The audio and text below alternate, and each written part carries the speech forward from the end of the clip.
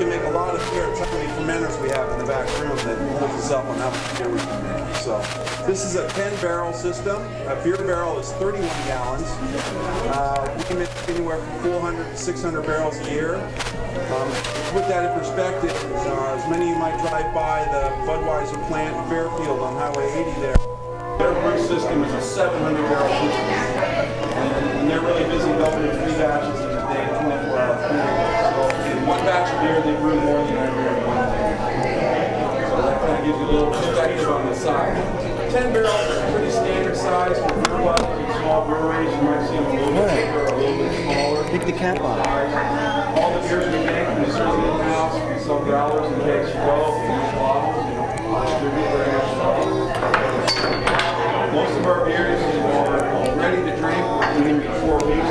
You don't stand up right here. Aging and different beers and how long they age. But each process up here is about an 8 to 12-hour day to get it to the back room where fermentation happens. And then it's another couple of weeks of handling the yeast and chilling the beer and getting it ready to bring it to the back room. So everything that happens up here is fairly quick. We also use the kettles, heat water, back room, and cleaning all the lines as well. This side here, this is called the brew kettle. It holds about 450 gallons, and you can see that the silver stack back there that comes out of the floor, that's for our boiler downstairs. All these vessels up here are heated with steam. They're double walled. The copper and the brass on the outside, as you can see as you look on this side. And that's really just for looks. The stainless steel on the inside. And in between the 2 walls is a steam line that's wrapped. So when you're looking at the numbers up there, they're really just like thermostats, just like in your house. If I want the steam to come on to the brew kettle, I set the thermostat higher than the existing temperature, and it comes on and heats it until it reaches that point. This side is our mash tun. It's actually 2 containers. It's a mash tun on top, and then the bottom door is the hot liquor tank where we store hot water for different purposes. But this is where the process really starts. We've got some samples of some grain here that I'm going to pass around. Almost all of our beers are made exclusively with barley. We do use some wheat. We use wheat in our wheat beer. We have a summer beer that uses rye. But this is malted barley. This is called 2-row barley. You're welcome to eat it, taste it. It's a very common product used in bread and baking for a lot of years. So we'll pass this around. You're welcome to eat it. Let me start here. One of the reasons that we use barley is that you'll notice if you do eat some that you'll get a little piece of husk maybe caught in your teeth, or you'll feel it. And we'll talk about that when we mash, but it's a very important part of brewing is the husk that we find on barley. When we here, we use about 60% wheat, and that's because wheat doesn't have a husk. And so when we mash it, it would just be a big pile of porridge in there. We wouldn't be able to get the liquid out of it. Right where that elbow is above it is our mill.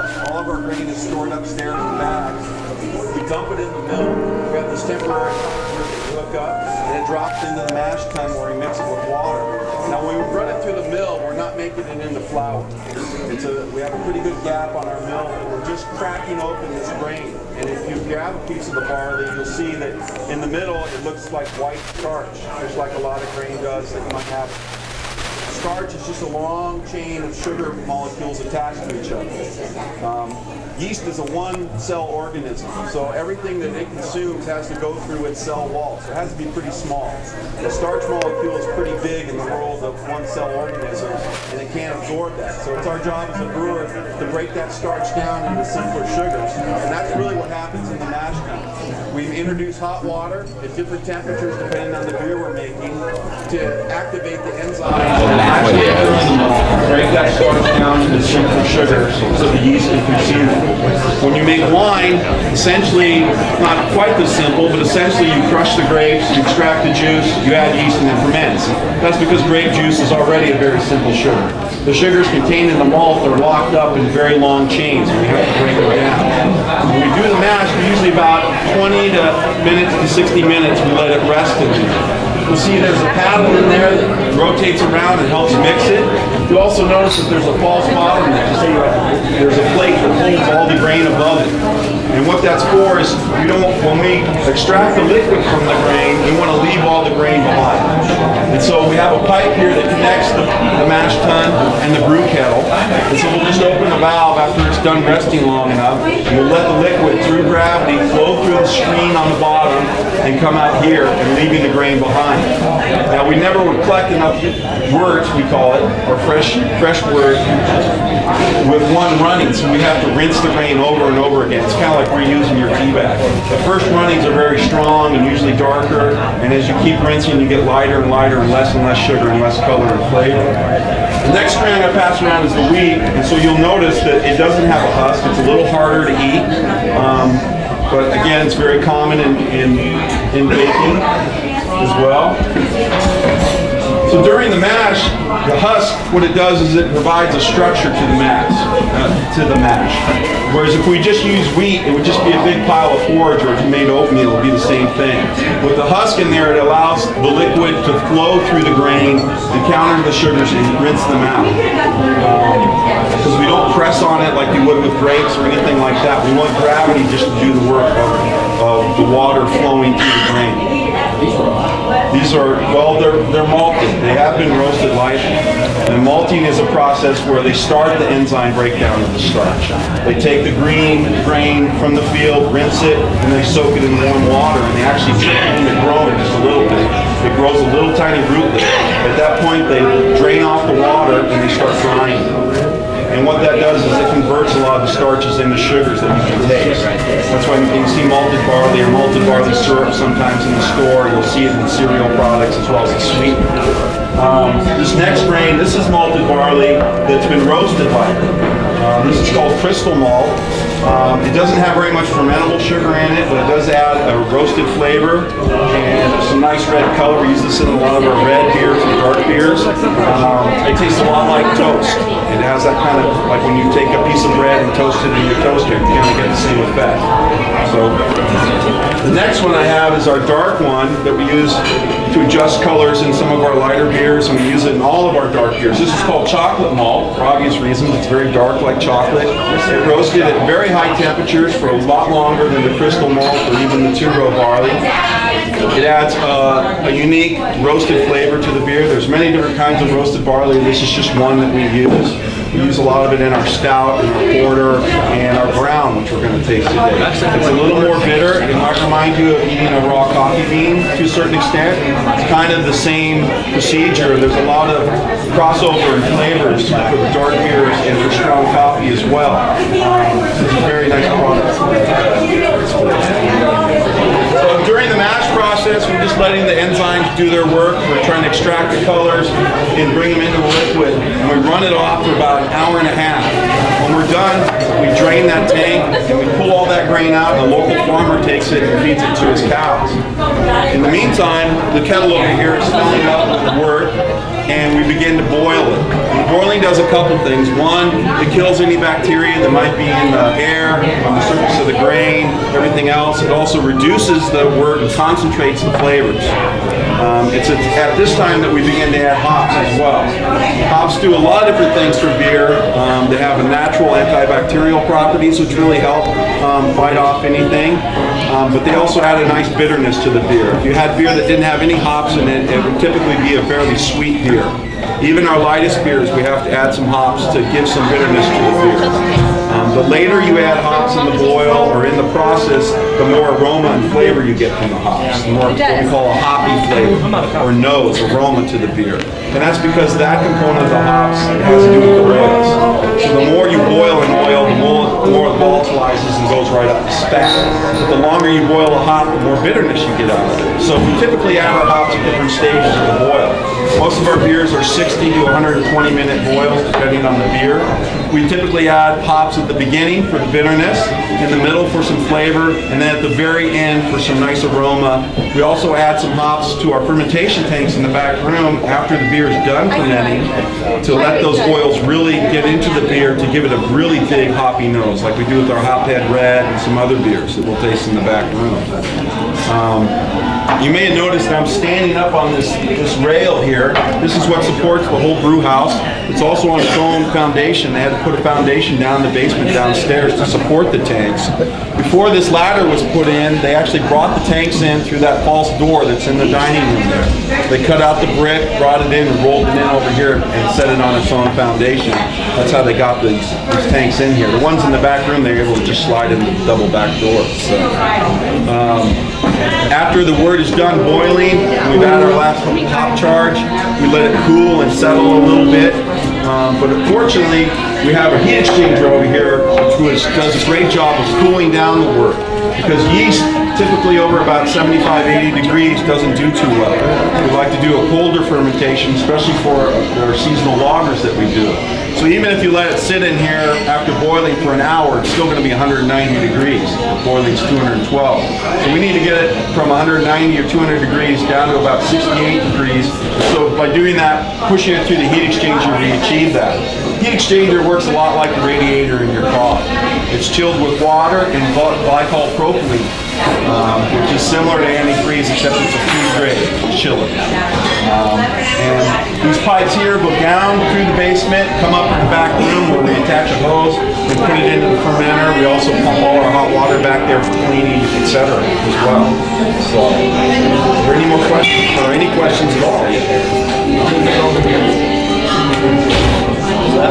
Yeah.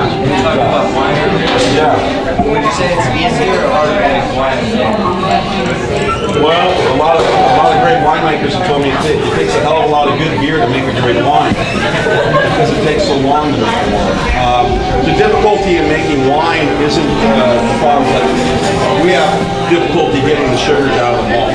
The malting process, the milling, and the mashing process takes quite a bit of time and effort. As far as fermentation goes, wine is fairly easy. They just pitch it and go. And they also can handle problems with the wine. If they get a contamination or some off flavors, they can add coffee or different things like that or change it. If the beer goes bad, the beer goes bad in your company. There's not much you can do to it.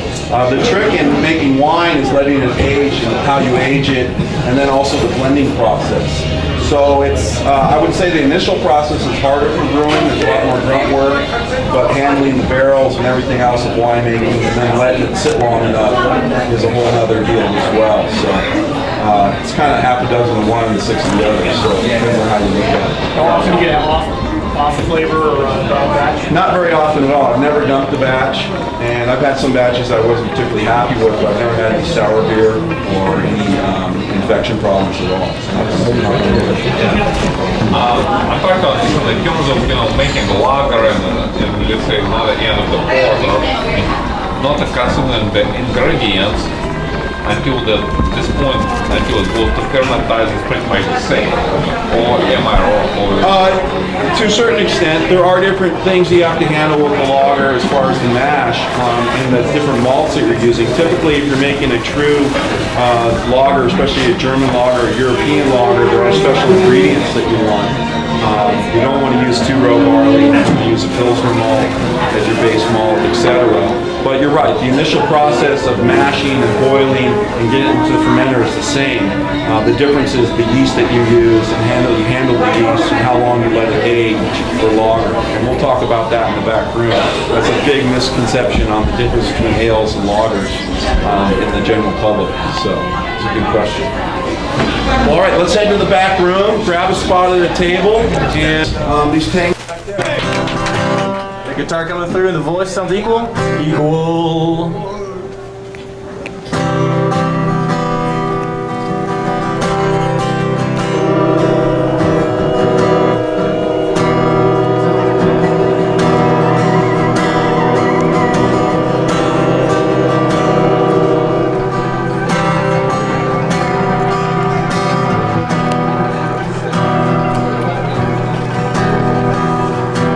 You see, there's a crazy man who lives in my head.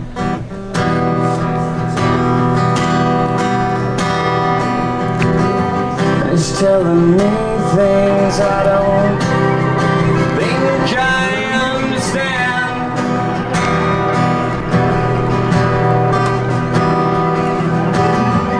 And you know her. She's got a crazy woman in her mind again. Space and no way, only happiness again. When she screams, and I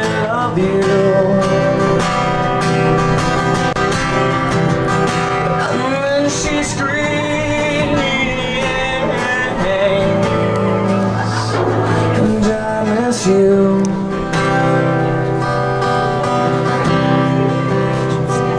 We both got crazy people that don't ever leave us alone.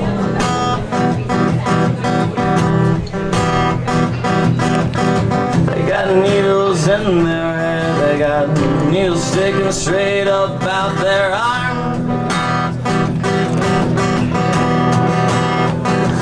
Then she screams, I don't love you anymore. And then she walks right out that door, says I don't need you at all.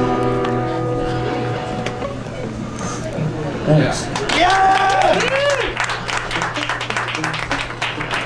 And Neil. I don't kneel. Go Thank you for all my friends that actually just sat around till now. I gotta wake up early.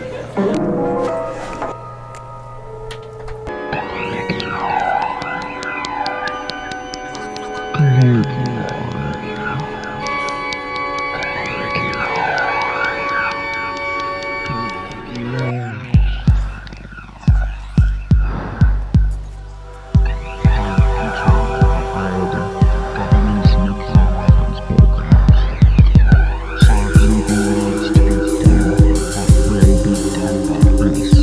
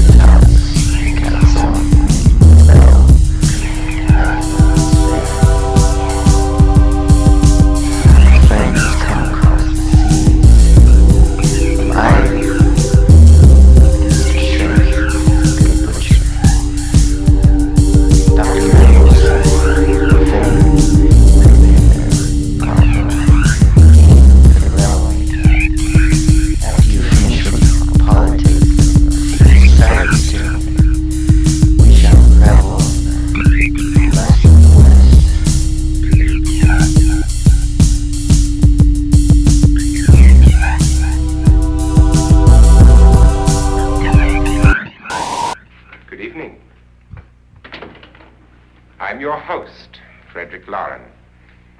Since we're all strangers to each other, let's get acquainted with the drink, shall we? Next one we're going to drink is the Stewhouse Pale Ale. We're actually out of this beer right now. I've got some in the fermenter, but we're not serving it at the bar. I just got a couple gallons to serve up for this tour, so you can have a little taste. And Pale Ale is kind of one of those styles that has a long history behind it. Back in the old days, again, before the Industrial Revolution, most beer was fairly dark.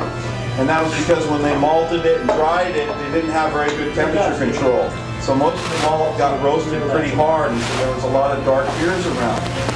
Also, they were still drinking beer out of solid containers like tin and metal cups and ceramics, so you never really saw the beer as well. As the Industrial Revolution kicked in, they started using a product called coke, which is a byproduct of the coal process, which burns really even. It's a lot like charcoal. And so they were able to kiln the malt at a much lower temperature, producing more sugars, more fermentables, and less color. And then they also started producing more glass, so people could actually see the beer they're drinking, hence the name Pale Ale. Now when you look at this Pale Ale, ours is a little darker than most. It's really not a light beer. A lot of times you get a newbie that comes in and they're here for the food and they don't know beer very well and they want a light beer, so they order the Pale Ale. Sounds light, right? If you can't get past the name Big Butt Blonde. And so they order it. And the thing about most Pale Ales is they're fairly hoppy and bitter, and that's what you're going to find in this beer. The standard for American Pale Ale is Sierra Nevada. This is a little more extreme than Sierra Nevada. It's about the same alcohol. It's about 5.5, but it is dry hopped twice. It's dry hopped in the fermenter, and then we hang hops again in the steaming tank as well. And so it's fairly bitter beer. It's fairly hoppy. A lot of people confuse it with IPA. IPA stands for India Pale Ale. When the British Empire was up and roaring, and they had troops in India, they kept trying to send beer over there. It was a big part of their culture, and the beer kept spoiling because they didn't have refrigeration at all, and they couldn't store enough ice for that long voyage to make it to India. So the brewers knew a couple things. One, that alcohol is a good preservative, so they increased the alcohol and put more malt in the beer, and that hops is a very natural preservative as well. So they started, as they were literally rolling the kegs onto the boat, they would pop the bung on the keg and throw hops into the keg and roll it back onto the ship. So what they produced was a very hoppy beer, fairly bitter, and a lot stronger in alcohol, usually 7 to 8% alcohol. So this Pale Ale is about 5.5. It's not quite as strong as an IPA. A really good IPA that I recommend is Rubicon Brewing. It's downtown, 21st and Capitol. It's probably the standard for an American West Coast IPA. If you really want to get a good IPA, a good sample, Scott makes a very fine IPA down there. It's really good. The double IPA is kind of like, we call it like the flavor of the month right now. It's been going on for about 5 years, and it really started down in San Diego with some guys figuring out how much hops they can get in the beer. But basically, a double IPA is pushing the limit, almost alcohol strength-wise, it's almost a barley wine. It's typically over 9%, all the way up to like 12, 13%, and as many hops as you can put in it as possible.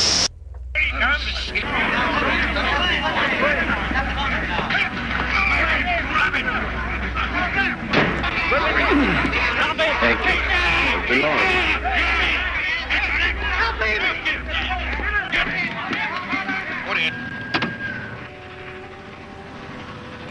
Are we alone in the house?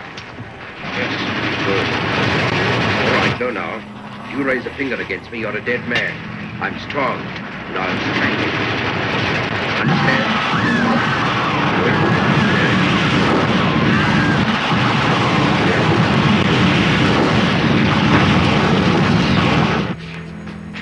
Thank you. Give me £5 worth of silver, please. Yes. No. Thank you. Good day. Morning. Morning, sir. Present day, sir. Oh, very nice. There you are. A present from the invisible man. Money, money, Now money, then, money. we can talk as man to man. Up and down the city road, Down. in and out the eagle. That's the way the money goes. Up goes the weasel. Money, money, money, money, money, money, money. The 20 men on the search. I'm Dr. Cross, Miss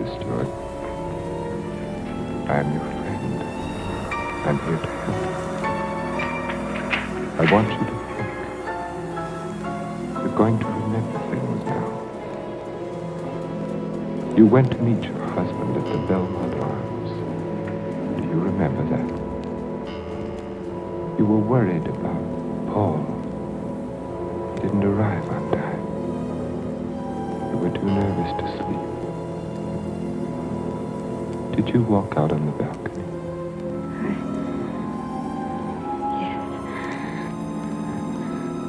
I walked out on the balcony. See, you can remember. Now, what did you see from the balcony? They were quarreling. You heard them distinctly? I... Did you hear them distinctly? He's trying to stop her. He's going to hit her. He's hitting her head. He's killing her. Who? Who's hurting the woman? That man. He's her husband. He's killing her. Janet. Darling, it's me. It's Paul. I'm home, dear.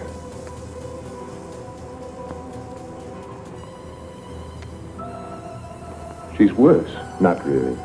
She was restless and we gave her a sedative. You've got to be patient, Lieutenant. It's going to take time. And you must try to stop thinking of your wife as she was. You see, when you were reported killed, she had a terrible time adjusting herself, but she did. Then when the news came that you were alive and on your way home, it was hard for her subconscious to accept that because the first adjustment had been so difficult. Then, of course, when your plane was late, she thought she'd been tricked, that you'd never sent that wire. Don't try and let me off easily, Doctor. Give it to me straight. Tell me, can you help her? The mind is a delicate, fragile thing. It's almost as intangible as faith. And that's what you're going to need. A lot of faith in yourself and in your wife and in me. Please don't think I haven't faith in you, Doctor, because I have. But yesterday, after you left with Janet, I needed someone to talk to. Of course. So I went to the Army hospital and I talked with some of the doctors. I told them Janet was in your care. They said that I couldn't find a better man. For Mrs. Stewart's sake, I'm going to have to ask you to observe our regular visiting days, Sundays and Thursdays. I'll phone Dr. Harvey and try to have him out here Thursday so that you can talk with him then. Okay, we'll make it Thursday. I thought you'd like to know, Lieutenant. She's resting quite easily now. Thanks. Goodbye, Doctor. Miss Jordan. Goodbye.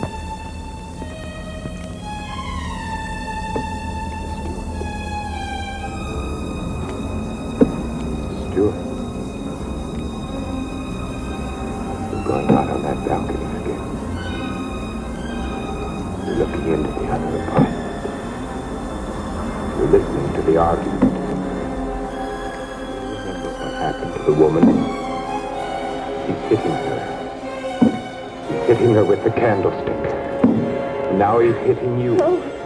Hitting you with the candlestick. Hitting your head again and again. My head is hurting. My head. The candlestick. Killing you. Soon you won't be able to remember anything. You can't hear the sound now. You can't hear anything. You can't hear. You can't remember. You can't remember.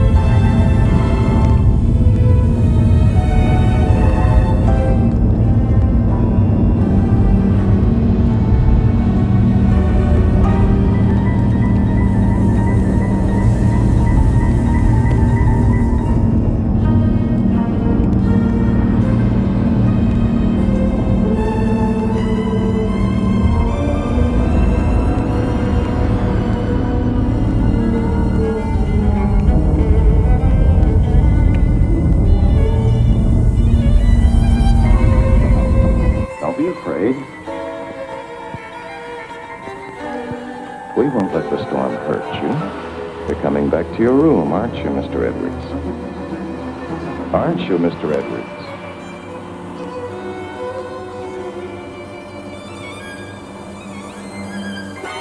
That's fine. Come along. Take care of him, Frank. Yes, Doctor. Come along, sir. Are you all right? You shouldn't be in here. Paul! It's him! Who is it, dear? Him! He killed her! He killed his wife! He picked something up, Paul, and he hit her with it. He was arguing with her, and he killed her! I know, dear. You've upset her, Lieutenant. You shouldn't have come in here. Come outside with me. Give her a hypodermic, nurse. Don't leave me here! You'll kill me! Come back! Paul! What is it, Doctor? What's happened to her? Lieutenant, I'm going to be perfectly frank with you. What you've just heard is something I've been afraid of. There are times when patients emerging from amnesia suffer from delusions. It doesn't happen often. I'd hoped it wouldn't happen in her case, but you heard it yourself. But why? Well, that's hard to explain. But if you come with me, I think I might be able to clarify it for you. Hello, Mrs. Penny. Good day, Doctor. How are you feeling today? Just fine, Doctor, just fine. That's a lovely thing you're knitting there. It's a shawl for one of my friends. Everyone here treating you well? Oh, yes, they're very nice to me. Dr. Stevens hasn't tried to kill me with that needle for a long while now. Neither has Miss Hatfield. Haven't I told you many times, Mrs. Penny, that no one here is trying to kill you? Oh, yes, thank you. You all want to kill me. You're murderers, all of you. But I've learned. I'm too smart for you.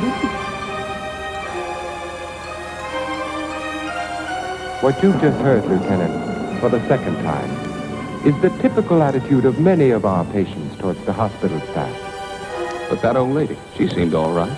Mrs. Penny is suffering from a paranoid form of dementia precox, characterized either by delusions of grandeur or delusions of persecution, or both. The patient, when confined to the hospital, almost invariably becomes convinced that the doctors and nurses who are treating him are really murderers intent on killing him. This delusion is quite common among mental cases in an institution of this sort. Are you trying to tell me my wife is out of her mind? No. Out of the mind denotes complete loss of reason. Mrs. Stewart hasn't reached that stage. But she's got the same crazy idea as the other patients. Right now, she's merely suffering delusion. However, I feel it's only fair to tell you, Lieutenant, that this condition can become worse. Our fight now is to prevent further deterioration of her mind. You've got to help her, Doctor. You've got to get her well again. I'll do everything I can. Believe me. If the man is guilty, he must be punished. What's the matter, Richard? You haven't been yourself lately. Something on your mind? Darling, what's happening with us? Richard, I must speak to you. People are talking about you and that Miss Jordan. How do you like my hair, Richard? Of course I cut it down. Everyone said it makes me look really younger. I can give her 4 injections. Then with the last, an overdose.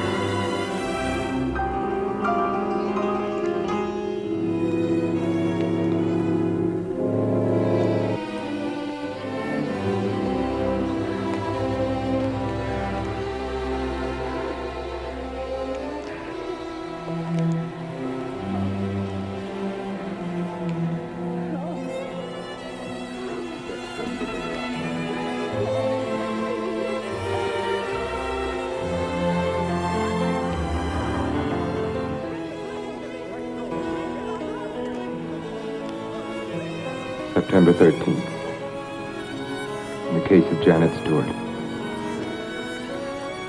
I gave her insulin shock again today, for the 4th time.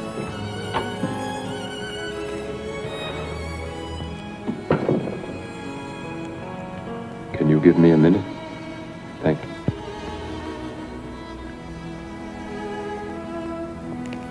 Dr. Harvey completed the treatment successfully. The case is closed.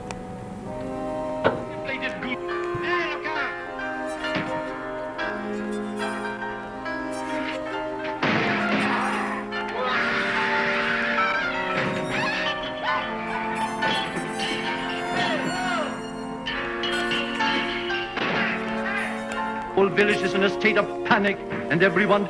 And everyone deserves the fate that's coming to them. Panic, death, things worse than death. Don't be afraid, Kemp. It's me. Afraid I need this bicycle. Old word of dirty little card, Kemp. You're frightened out of your wits, aren't you? Oh, it's no good talking like this. You can do what you like with it. How's that for a hairbrush, George Henry? Have you got it put long surgical bandage? Good. And a pair of dark glasses. How do you do? Right. Go and get it. Do our part. At once. Let me have a dressing gown. Mama. Pajamas. A pair of gloves. You'll feel better if you can see me. Won't you?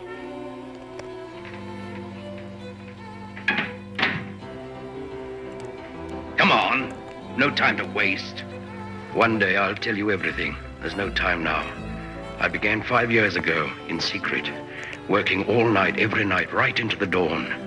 1,000 experiments, 1,000 failures. And then, at last, the great, wonderful day. But Griffin, it's dust. The great, wonderful day. The last little mixture of drugs. I couldn't stay here any longer, Kemp. We'll stop in a lane. Couldn't let you see me slowly fading away. Give you the books to the so I packed up and went to the village for secrecy and quiet to finish the experiment and complete the antidote. The way back to Visible Man again. Sometimes I'll make you just as I was when you saw me last. Give me a rest. The fools wouldn't let me work in peace. I had to teach them a lesson. Come on, get out. Why do it, Griffin? Just a scientific experiment at first. That's all. Take your bag and walk straight down the street. Do something no other man in the world. Wait outside the pub window till the books come out. There's more to it than that. Put them in your bag and come back to the car. Then wait for me. It came to me suddenly. The drugs I took seemed to light up my brain. Suddenly I realized the power I held. The power to rule. To make the world grovel at my feet. We'll soon put the world right now, Kemp. You and I. You mean... I must have a partner, Kemp. A visible partner to help me in the little things. You're my partner, Kemp. We'll begin with a reign of terror. A few murders here and there. Murders of great men, murders of little men, just to show we make no distinction. We might even break a trail or two. Just these fingers around the signalman's throat. For heaven's sake. You want me to take these off? No. Very well, then. We'll make our plans tomorrow. Tonight we have a small job to do. Go and get your card out again. Why? Where are we going? Back to the village I left this morning. I came away without my notebooks. They contain all the results of my experiments. I must have them here. And it's past 8 o'clock. Only 15 miles. Go now. Quickly. Take a bag with you for the books. All right, off you go. Go for your life, too. Put a warm rug in the car. Did you hear some shouting outside when you have to go about naked?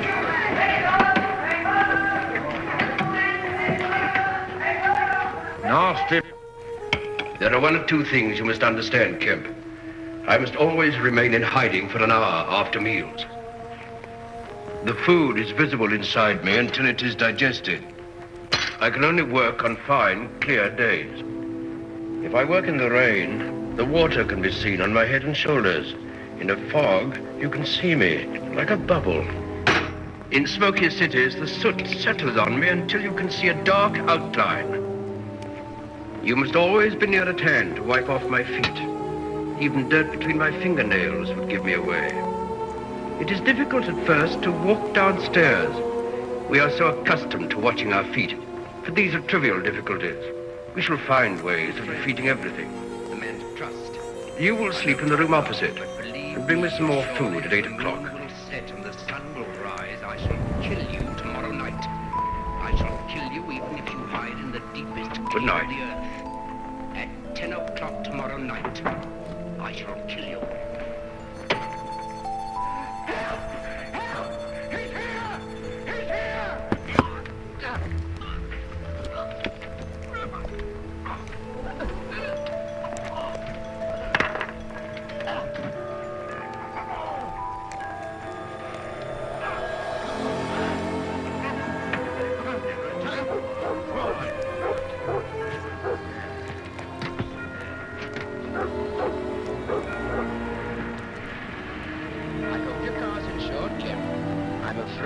there's going to be a nasty accident in a minute. A very nasty accident. If I'll do anything, everything you ask me. You will? That's fine. Just sit where you are. I'll get out and take the handbrake off and give you a little shove to help you on. You'll run gently down and through the railings. Then you'll have a big thrill for 100 yards or so till you hit a boulder. Then you'll do a somersault and probably break Lock the door, Kemp. Let me in. I always said you were a dirty little coward. You're a dirty, sneaking little rat as well. Goodbye.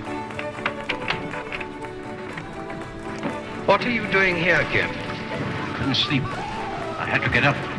Come down. Why did you lock the door? I was afraid. Wouldn't you be afraid if I were invisible like you? There's no need to be afraid, Kemp. We're partners. Bosom friends. We've a busy day ahead. You must sleep.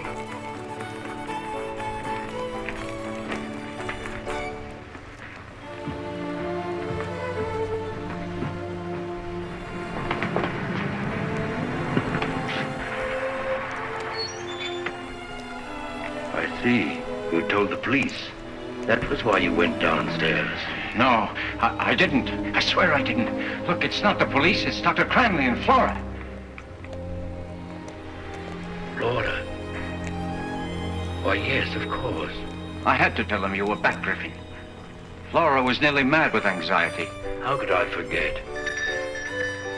Shall I let them in? Yes, of course you must let them in. I shall go and prepare myself in my room. I shall see Flora. Alone.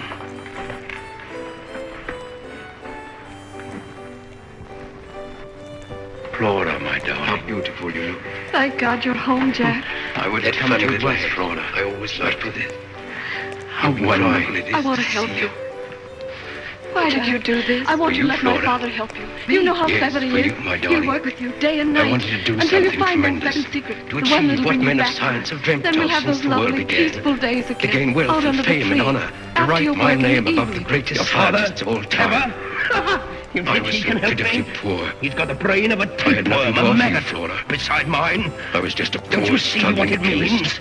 Power. I shall come back to you, Power Flora, to rule. very soon To make the now. world The crumble at secret my of feet. invisibility Jack, lies there in my listen to books. me. Listen. I shall work in Kent's My laboratory father till I found find the way a way. back.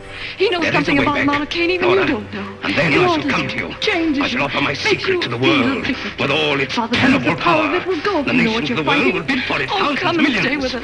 The Let's nation fight this that thing out brings my together. secret Power I to said. sweep the world with invisible power Powers. to walk into the gold vaults of the nations, into the secrets of kings, into the holy of holies. Power to make multitudes run squealing in terror at the touch of my little invisible finger. Even the moon's frightened of me, frightened to death. There is A nothing for you to world do, my dear, frightened except to death. go. I shall come back. I swear I shall come back. Because I shall defeat them. Go now, my dear. No, I want to stay. You must hide. Oh, don't worry. The whole world's my hiding place. I can stand out So, there amongst them in the day or I night see. and laugh at them. Kemp couldn't sleep. He had to go downstairs. He was frightened. I put my trust in Kemp. I told him my secret, and he gave me his word of honor. He must go now, Flora. Man, look at the shit. So nice. Take it down here. This tree looks alright. Oh, pinch it out. Pinch it out.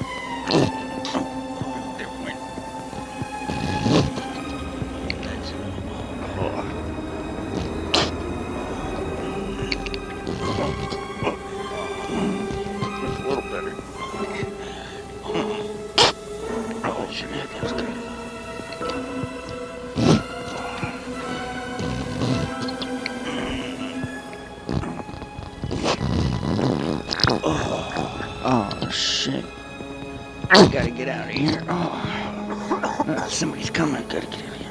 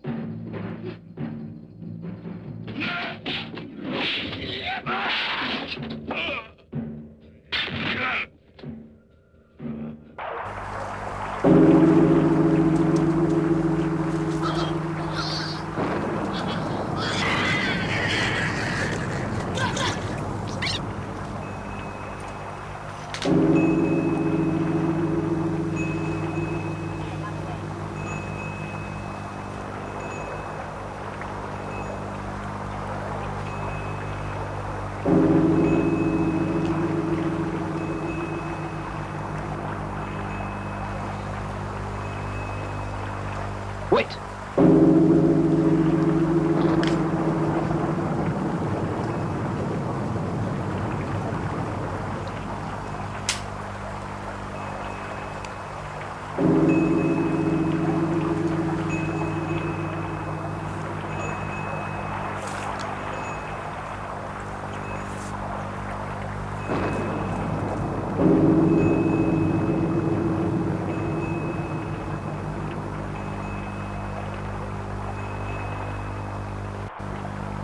Still.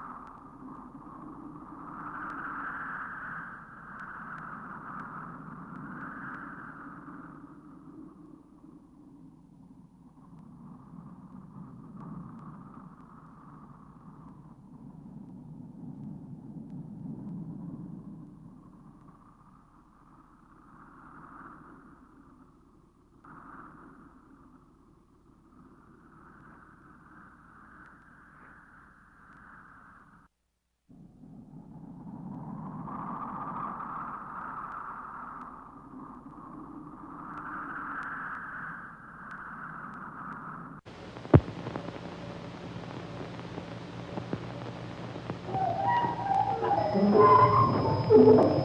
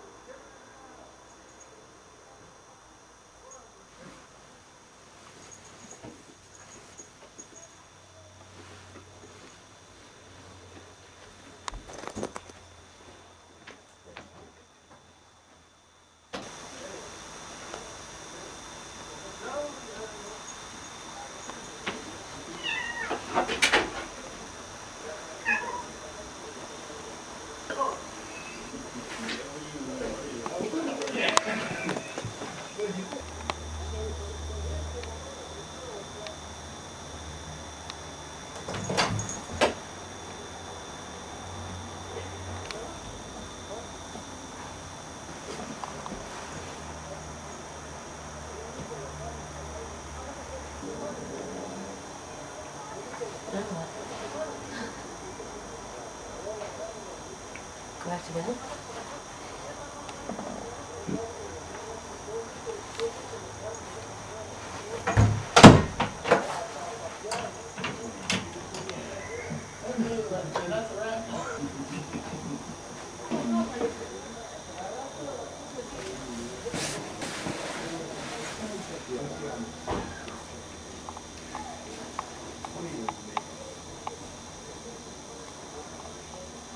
Shh. Shut up, bitch face. Are you recording?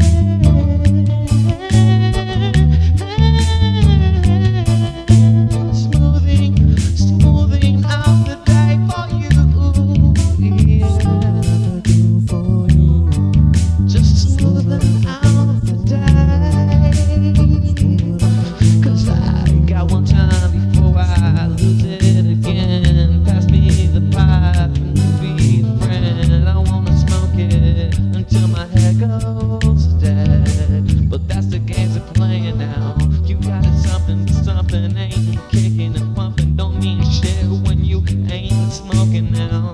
Load it up and smoke one with me. Pass it my way. Ooh, yeah. I gotta smoke my smoke today. Ooh, yeah. Give me some more. And when I get some more, I'm on the floor. Smoothing out the day. 'Cause I'm smoothing out the day.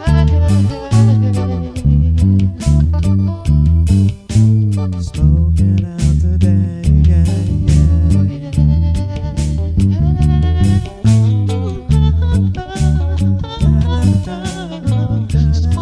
Smoothing out the day.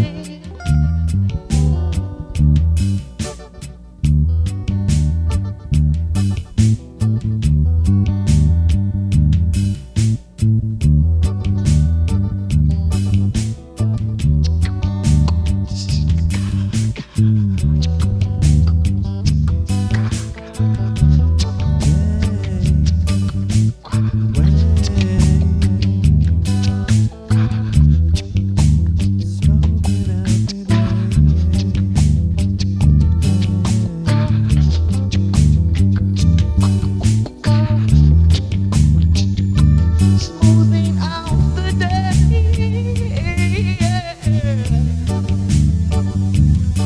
So why don't you smoke another with me? I'm feeling like I'm out of it. Up in here with the microphone smoke. It ain't no joke. Take a toke and let me let you know.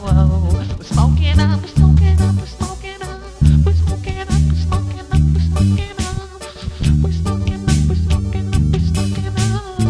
We're smoking up, we're smoking up, we're smoking up. Ooh, yeah.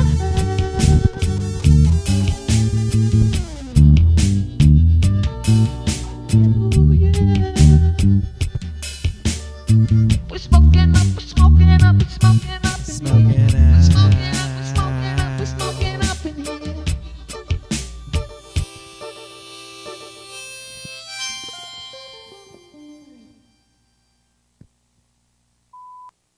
You look disgusting.